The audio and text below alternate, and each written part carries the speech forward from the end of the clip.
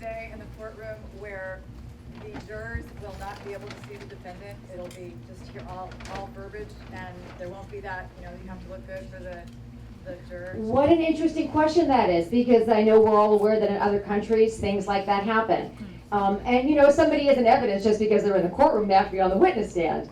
I don't know, but I can tell you that without having the visual, it's sometimes it's impossible to judge credibility. That's why we still do so many things in person, like job interviews, so employers don't just read behind the resume. But it's a great question, and it's one that I will probably be asking for a long time, because no time soon is the answer I predict.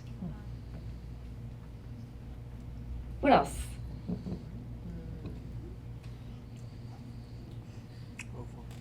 Surely there's got, yes. I'm thinking this question out as I'm asking you, but I'm trying to find the balance between skepticism and, trusting somebody. So where is that? Where you don't want to look at everybody and not think that they're great, and then to think that somebody's good. So where's the balance between the two? Great question. The question was the difference between skepticism and really becoming suspicious. There have been some really interesting studies that have been done on exactly your question. And it had to do with, let's say you've got a rich aunt that's being wined and dined and courted by maybe her golf instructor who's 20 years her junior. So you might find that suspicious, but it is harder cognitively to become suspicious, surveys show, than it is to simply believe. I mean, anybody remember the motto of the X-Files? With agents Mulder and Scully, I want to believe, right? That was the catchphrase. This is the truthfulness bias. And what it means is it's easier for us to take people at face value. And as much as we like to think we don't do that, we do. So becoming suspicious. There's been some studies about the rich aunt example. So how do you tell whether a young man who is courting a wealthy widow is really in love with her or is just after her money? How would you do that? And then I'll tell you how the research came out. Anybody have an idea? Tell her to stop the Botox. Okay. Look at whether he's focusing on the physical. That's one of the ways you know that somebody is a short timer, perhaps. But what this particular study showed is that the way people figured it out was whether or not he admitted he'd received too much change at the grocery store. They were given the other example of seeing whether or not he gave up his seat to a pregnant woman on the subway. And they said, that's not going to do it for us, because that just goes to show whether he's socially conscious or friendly. But it doesn't go to his honesty and his intentions. It was the idea of whether he would admit making too much change. That's what the process of becoming suspicious is about. Because once, if it's not started, nobody will look at it. The other great example they gave is, you might find out that somebody made a donation, maybe to a charity that somebody's boss supported. And you might think, oh, that's just, buttering them up. But not if you knew it was made under the name anonymous. So there's all these ways that can trigger the process of becoming suspicious. And the reason that's important is we don't want to go through life being paranoid and suspicious of everybody we meet. Life's hard enough without never opening your laptop at Starbucks because somebody sitting next to you might steal your identity. Just have the software you need to make sure that doesn't happen. So that's the kind of thing that makes us become skeptics. Yes? Sorry. I really wanted my friend to come today. She's female, and she's dating someone that appears to all of us as her friends that, he's taken advantage of her. He says he does this, and he had this money, he had that, but really he doesn't, have a pot to piss in, so to speak. And it's been 2.5 years. It's like, we can only say so much to her, and she's still not, she's finally seeing a little bit of it, but she's still sticking in there. And it's like, what do you say to a friend who's still blind to this? That is why one of the tips I have in the book is to solicit multiple exposures, is for exactly this reason. It's kind of like on the first date. You can say, well, where was his focus? Your body, your brain, or the ball game? You can say that on the first date, can't you? But after time, these themes have emerged. One of the things you can point out, and there's a couple of lists like this in the book, is these consistent themes are either headed towards, is it a marriage-bound relationship? I don't know. But this focus cannot possibly be on the kind of wholesomeness, the kind of support that characterize healthy relationships. And that's what a lot of people look at is the basis of this, is it just physical? Is it what I call the arm charmer? Puts her on a pedestal and he cooks. Okay. There's an example in the book about what I call the arm charmer. This is somebody who doesn't necessarily date a person for the relationship, but for what the relationship can do for them. Lots of narcissists, if you know any narcissists, I don't know, maybe each of us knows a couple, but for a narcissist, they enjoy arm charmers, but for them it's more of an accessory like cufflinks than these marriage-bound relationships. It's a way to enhance your own image instead of enhance the lives of a partner. And it's actually under a chapter on narcissism because that's where it belongs. That's the kind of relationship that many people get into. Now, why would somebody stay with a partner like that? There is a lot of value being flattered to that extent. In fact, there are some guys that'll say, I want to take you out and show you off. A woman finds that flattering, but that's also a red flag. And especially if the couple never spend any time in private, it's always in public. And there's lots of couples like this where sometimes one of the two partners wonder if they're ever really on a date, because that's not really the way it feels, and sometimes it's not. So I don't know. Maybe that's answers your question. Yes.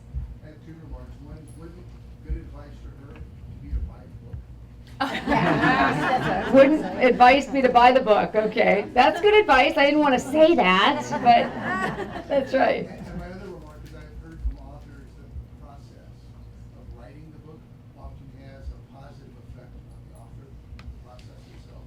And I was curious what positive effect that your efforts to have written a book of such an important nature had on you. Great question, Andrew. And sometimes when I give these talks, I start off by saying, because I was raised Catholic, I'll start with a confession. Sometimes I have fallen prey to these tricks and trades as well. I mean, all of us. And that's the thing I said at the beginning.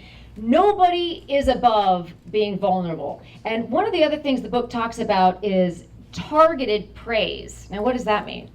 Each of us has a certain area of our life that we are proud of. Everybody has something, or an area of insecurity, one or the other, or both. Usually it's both. But if somebody studies you long enough, they can tell what it is. In fact, if I came out into the audience and took somebody's cell phone and made myself dizzy looking through the camera roll of photographs, I could probably find out what it was. I would either see photos of your cat or your dog, or I would see photos of your kids or your spouse or your latest vacation or what you had for lunch. I would learn so much about you if I was able to get that kind of information. Now, both good people and bad people are interested in learning a lot about you. The good people want to know how they can enhance your life and really make you feel good because they really care about you. Bad people want to do the same thing, but the motives are not benevolent, they are malevolent. That's the difference. That's separating the dangerous from the desirable. Great question. Yes? Can you talk a little bit about intuition? I know it's sort of a tenuous thing. How do you talk about something slippery, but... Intuition is great, and God has blessed us with intuition, and He's blessed us with counter-intuition. Intuition often is that gut reaction we get, and we sometimes second guess ourselves, and really we always should listen to our gut reactions. Sometimes we get over that. We realize that the reason we had a negative reaction, for example, is because it brought up something that happened to us. It brought up, an ex-boyfriend, an ex-partner, a relationship, or an experience that was either good or bad. Other times, it is something that we really should be listening to because our senses are perceiving something beyond consciousness. That is one of the reasons why there are these 10 reasons bad looks good, because a lot of times what happens when somebody makes us start feeling good about ourselves is, what do? The alarm bells are muted to the tinkling of wind chimes in order for us to continue to experience the good feelings that we're getting, even if we had that intuition or counterintuition at the beginning. Now, what do I mean by counterintuition? Sometimes, as I said earlier, if the optics don't match the topics, we are naturally suspicious. What would that mean? That would mean that if there was a newscaster on TV this morning that was describing the tragic murder of the 2 journalists in Virginia, and she had a big smile on her face as she was talking about it, what would we think about? That's a gut counterintuition, right? That is, there's something wrong with her. On the other hand, when people seem to be consistent in what they say, how they look, how they express themselves, we like and trust that person because we are perceiving much more than meets the eye or ear, and it's all working together and it's consistent. Great question. Yes? What if you know that somebody is this bad person and others perceive them as good? What do you Happens do all the with time. The question was, what if you know somebody's bad and others perceive them as good? One of the things you can do if you're trying to convince somebody to start to become suspicious, like the other question, is look at these 4 areas: focus, lifestyle, association, and goals. There is no way that if you actually have the luxury of the time it takes to analyze somebody in those 4 areas, that you're not going to come across important information that will corroborate your suspicions. There's no way. I mean, so you can only hide so much from so many people so much of the time. If you have the luxury of looking at somebody over time and context, that idea of time-lapse photography, you're going to be able to come up with the facts that you need. And if you don't, maybe it's time to look for the green flash and refocus your perspective. But it goes one way or the other. There's only so much information, or I should say, there's only so much you can do with the information you have, but there's always the opportunity to trust but verify. A lot of ways to learn about people nowadays. I saw another hand somewhere right here in the It's right middle. here. Yes. So there's a presumption that the bad person is doing it maybe on purpose. And what about the person who is mentally unstable and they don't even know they're doing it because they think it's real and they're leading you along and stuff like that? Yeah, this question was about what do you do with somebody that suffers from mental issues. That is such an important question in this day and age where sadly we see that happen all the time. One of the ways that we can detect that, sometimes a lot of the book has to do with intentional manipulators. In other words, really people that are bad and are trying to take advantage of others. Some people that maybe don't know right from wrong or aren't intentionally attempting to get away with something, that kind of thing is obvious. That might not so much be when bad looks good, but when somebody that's having issues looks good, and they probably don't look good. They probably look like they're having issues. They don't have the clear-cut methods of intentional attraction that the manipulators do. Because remember, manipulators are using these 10 tools, if you will, to be able to get other people to do what they need to do or to get into their lives or however they're using these things. So that's one of the ways you could probably tell the difference. And I could talk about that topic all night because that's a huge issue in society, I know.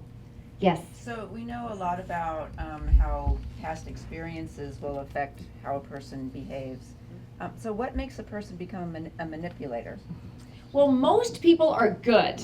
And I say this in the book too, that after having dealt with bad people for 20 years, the conclusion I have is there's such a small sliver of society. Most people are really good. But to answer your question, I talk in the book about what you psychologists in the room know as the dark triad.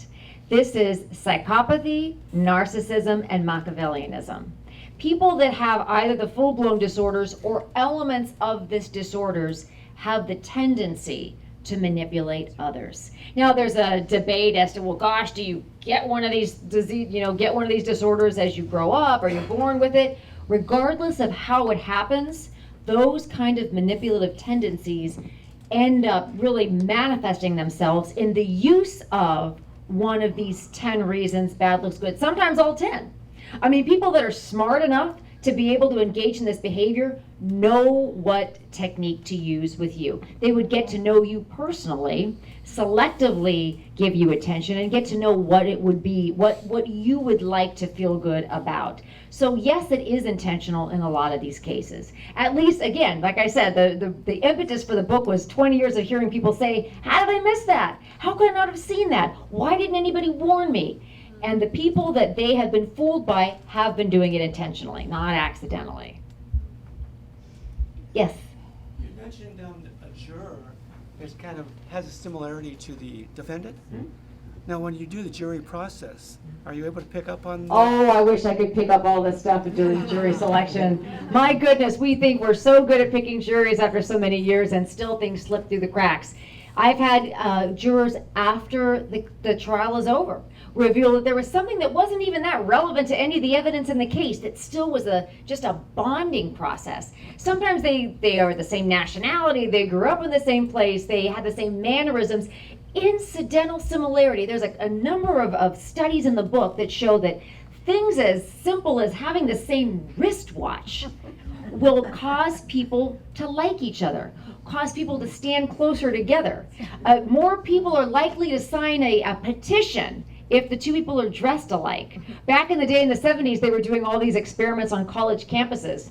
And they found out that a well-dressed experimenter that was dressed in the same fashion as different students would be more likely to get the students to lend them money. I mean, it's incredible the bonding power of similarity, and it's been replicated throughout the years. But yes, that's how it happens. Is you like to think you pick the best jury in the world, but you don't often know. But don't you have information about that prospective juror?